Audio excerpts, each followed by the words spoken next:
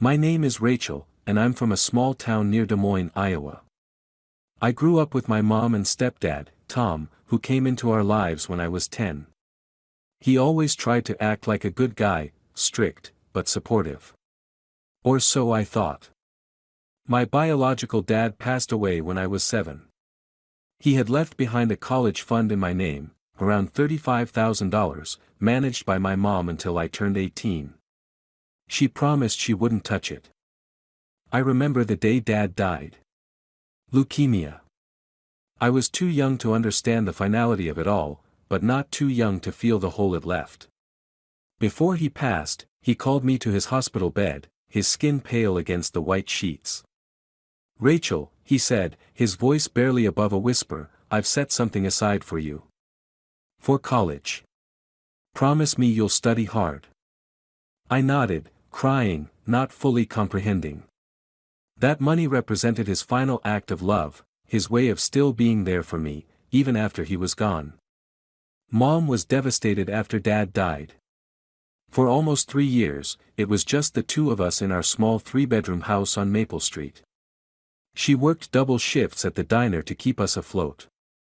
I'd watch her apply makeup over her tired eyes before dawn, trying to hide the fact she'd been crying all night. We were struggling, but we had each other.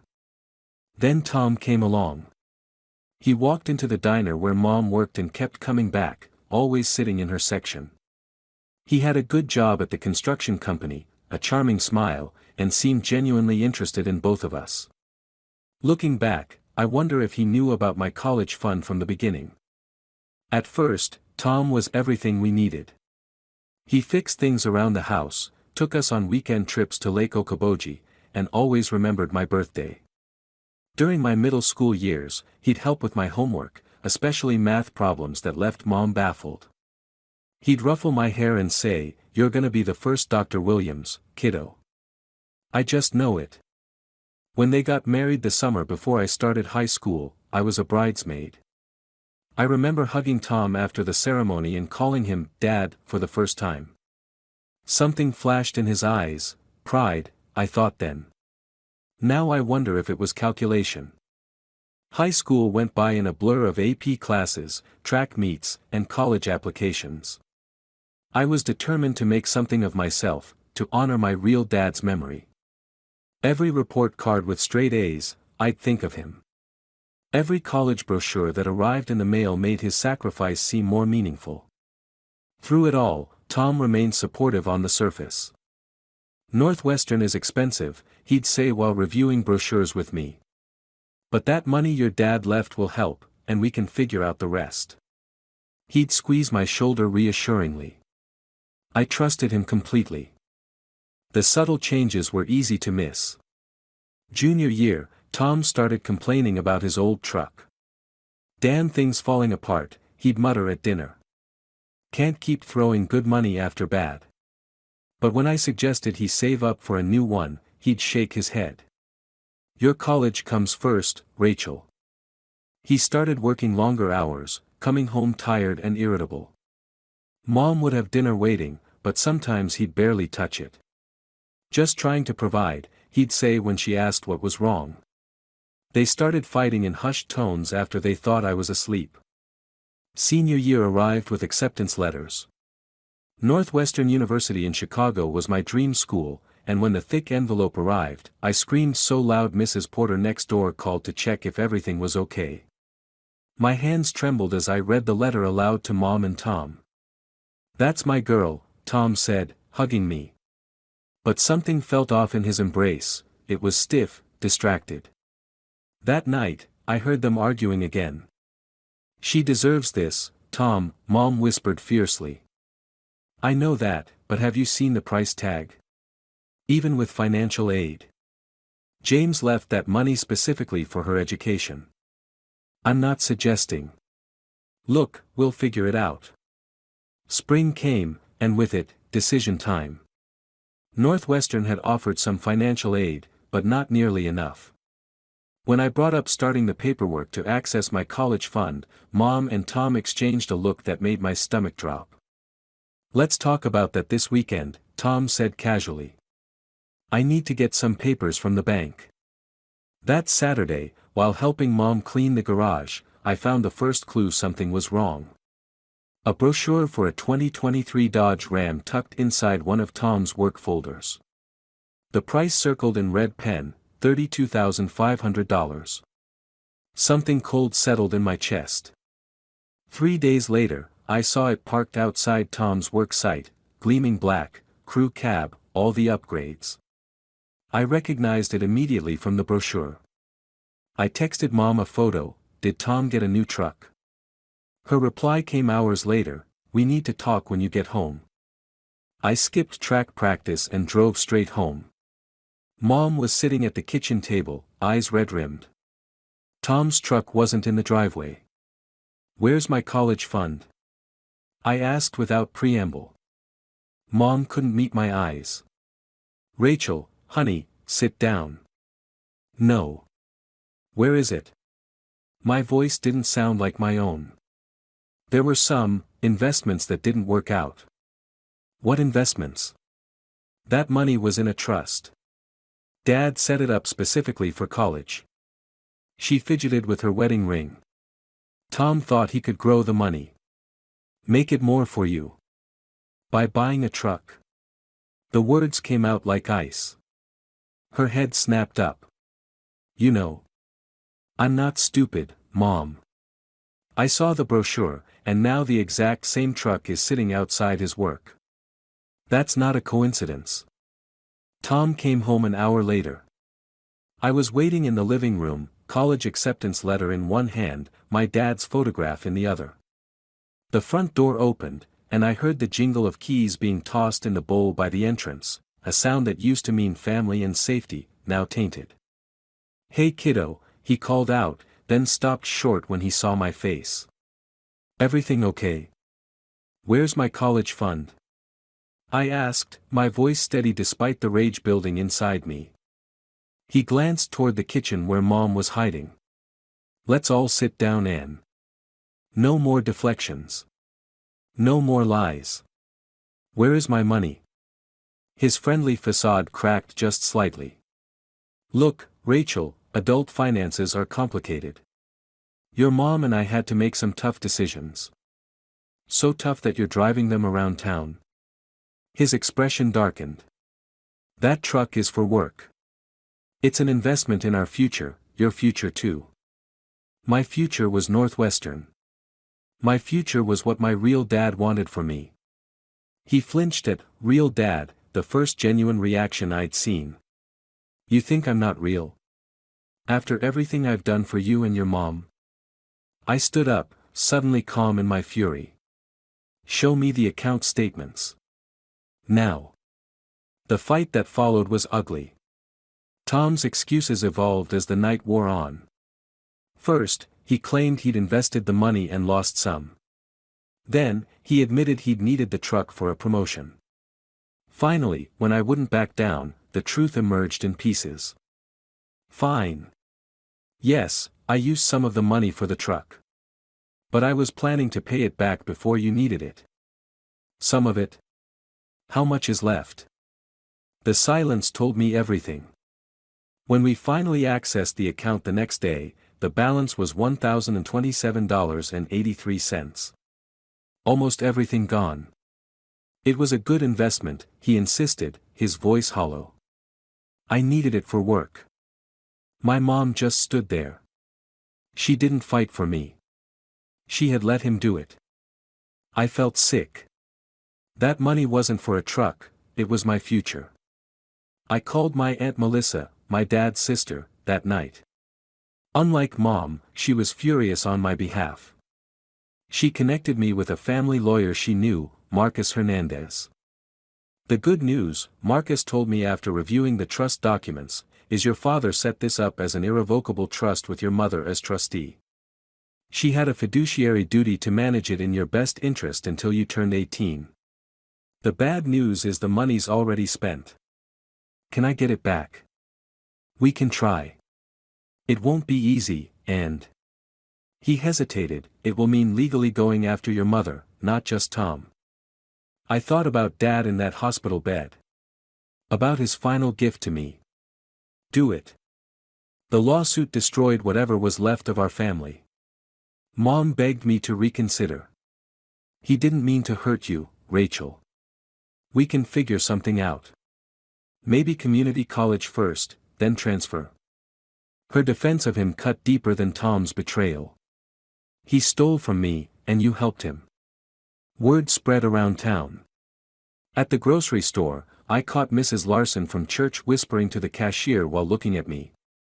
At school, my English teacher Mr. Peterson pulled me aside to ask if everything was okay at home.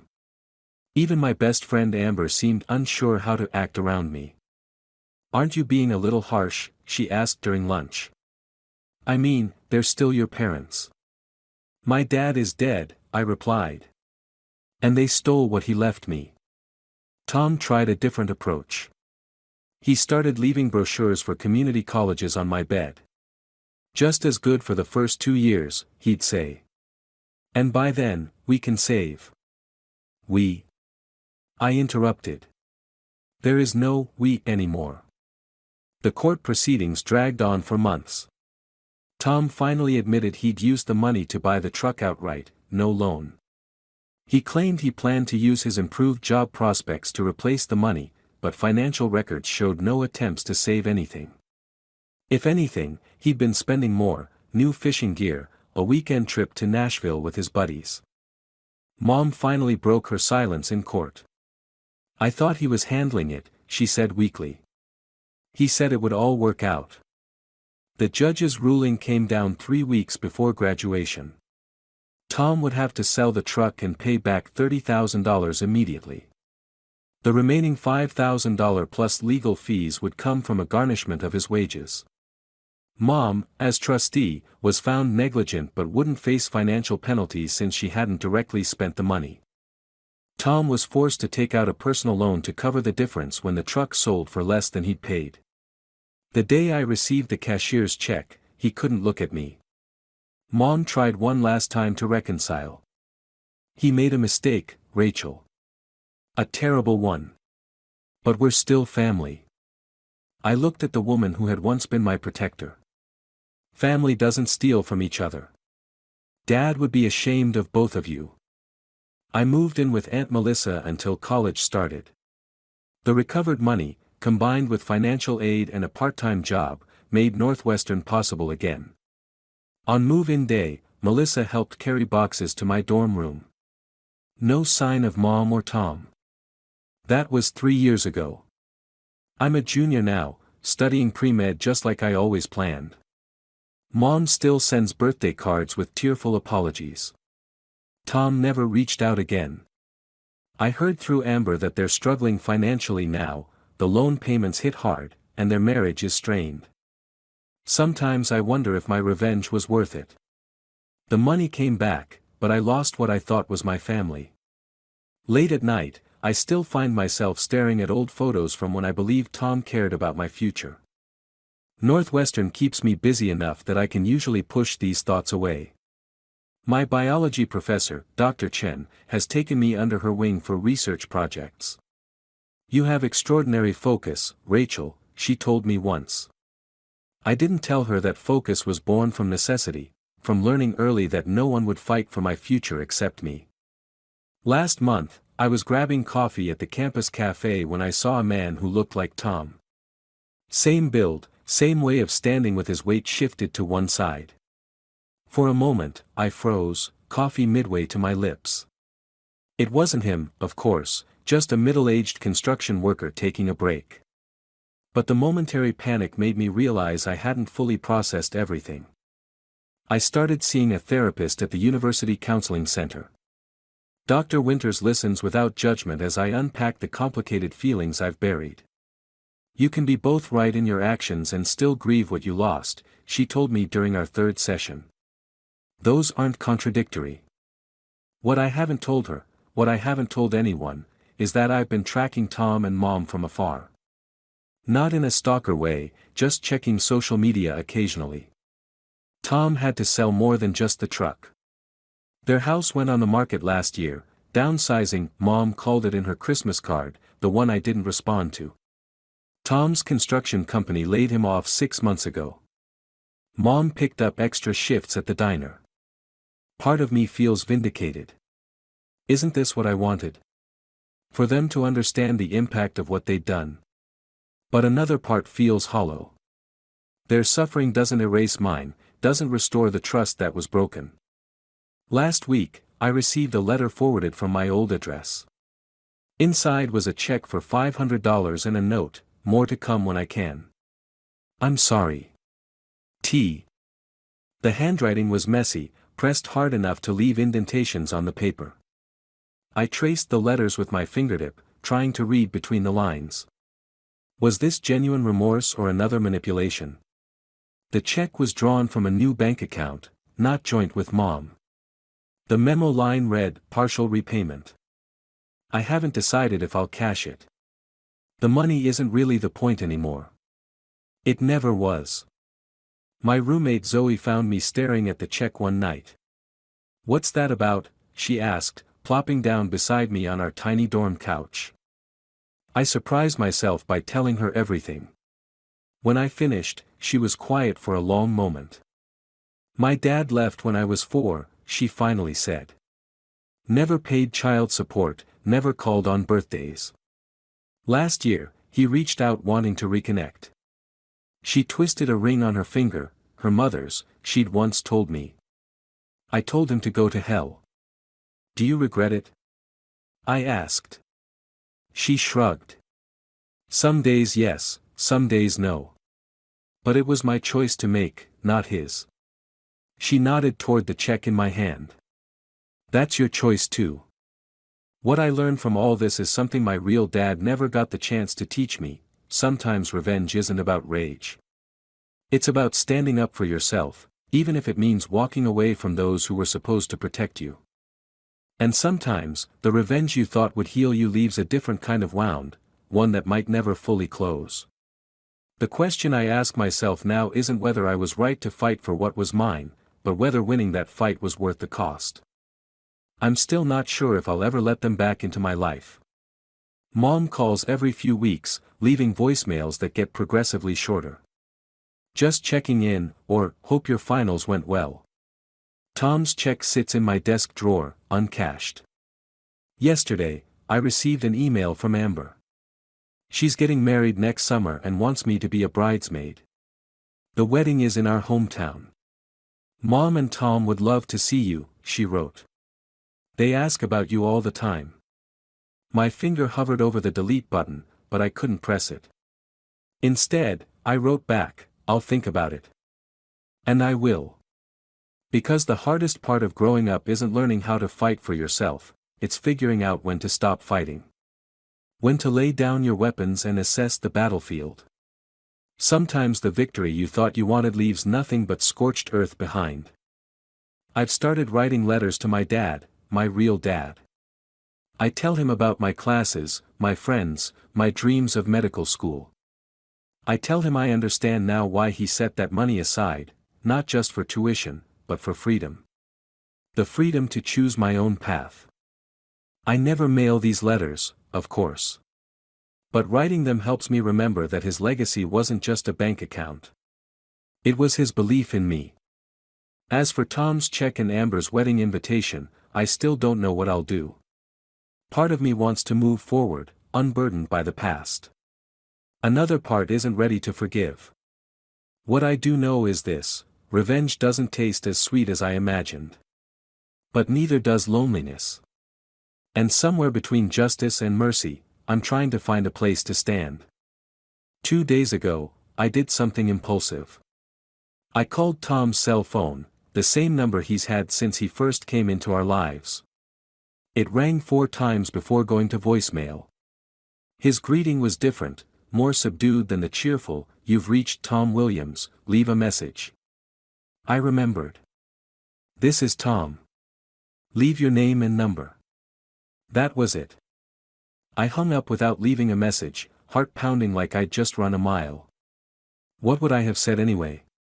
The carefully constructed walls I'd built seemed suddenly fragile. I told myself it was just curiosity, not longing, that made me call. Last night, he called back. I watched his name flash on my screen, a ghost from another life. After 4 rings, it stopped. No voicemail. 10 minutes later, a text, "Rachel. Was that you? Please call back if you want to talk." I showed the message to Dr. Winters during our session this morning. "What do you want to say to him?" she asked, her voice careful and neutral. "I don't know," I admitted. "Part of me wants to know if he understands what he did. Not just taking the money, but betraying my trust. Making me believe he cared about my future when he was really just looking out for himself. And if he does understand?"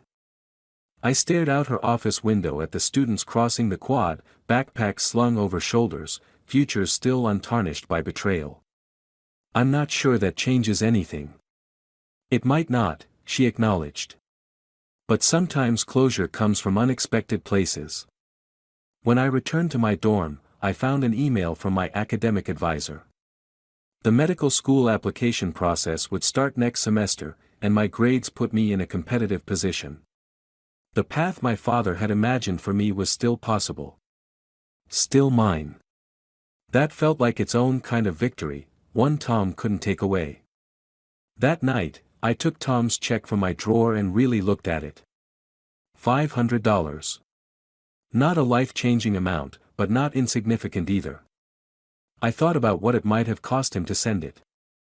His pride, certainly. Maybe a month's worth of expenses given his employment situation. I called Aunt Melissa, the only person who'd stood by me without question through everything. "He's trying to buy his way back into your life," she said immediately. "That's what men like him do." "Maybe," I said. "Or maybe he's trying to make amends the only way he knows how." She sighed, the sound crackling through my phone speaker. "What does your heart tell you, Rachel?" "That I'm still angry. That I don't trust him. But also, that I'm tired of being angry." "Oh, sweetheart. Being angry is easier than being hurt." After we hung up, I sat on my bed and typed out a text to Tom, "I got your check." "Why now?" His reply came an hour later, "Because I was wrong. Because I'm sorry every day. Because you deserved better." Simple words. No excuses, no attempts to minimize what he'd done. I didn't respond, but I didn't delete the message either. The next day, I deposited his check. Not because I needed or wanted his money, but because accepting it meant acknowledging his attempt at amends. It was a small step toward something. Not forgiveness, exactly, but perhaps understanding. I still haven't decided about Amber's wedding. Going home would mean seeing Mom and Tom, facing the whispers and stares of a small town that never forgets. It would mean testing the strength of the new person I've become, someone who fights for herself but doesn't need to destroy others to win. My biological father won't be there to see me graduate, to watch me become the doctor he believed I could be. But his gift, not just the money, but the lesson in standing up for myself, will stay with me forever. Maybe that's the real inheritance, learning that some battles must be fought alone, that justice and healing follow different paths, and that sometimes, the bravest thing isn't holding on to anger but knowing when to let it go. As for Tom and Mom, I don't know what happens next. Maybe nothing. Maybe something. The future stretches before me, full of possibilities beyond revenge or reconciliation, a future where I am defined not by what was taken from me, but by what I choose to build with my own hands. One thing is certain, I won't live in the shadow of betrayal forever.